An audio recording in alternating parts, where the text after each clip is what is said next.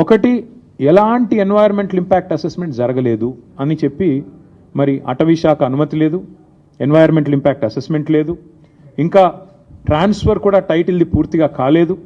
అయినప్పటికీ ఫైనాన్షియల్ ఇన్స్టిట్యూషన్స్ని వెంటనే ఆగమేఘాల మీద ప్రభావితం చేసి ప్రభుత్వ అధికారులు మరి మిస్లీడ్ చేసినారా, ముఖ్యమంత్రి వాళ్ళని డైరెక్ట్ చేసినారా తెలియదు, మరి ఒక భారీ ఆర్థిక నేరానికి పాల్పడ్డారు.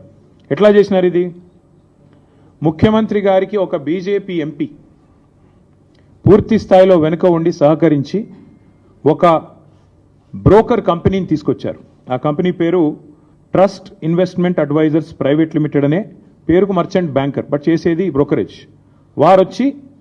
వారు ఈ కాన్సెప్ట్ వారికి చెప్పారు, మీకు ఎఫ్ఆర్బిఎంను బైపాస్ చేస్తూ మీకు డబ్బులు తెచ్చిస్తాము, మీరు దానికి గాను మాకు డబ్బులు ఇవ్వండి, ఆ తర్వాత మీ ఇష్టం ఉన్న వాళ్ళకు భూములు అమ్ముకోండి.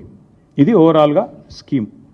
దీనిలో అన్ని నిబంధనలు మొత్తం అన్ని చట్టాలు, నిబంధనలు, సుప్రీంకోర్టు తీర్పులు అన్నిటినీ తుంగలో దొక్కారు. ఆర్బీఐ గైడ్ లైన్స్ను కూడా తుంగలో దొక్కారు.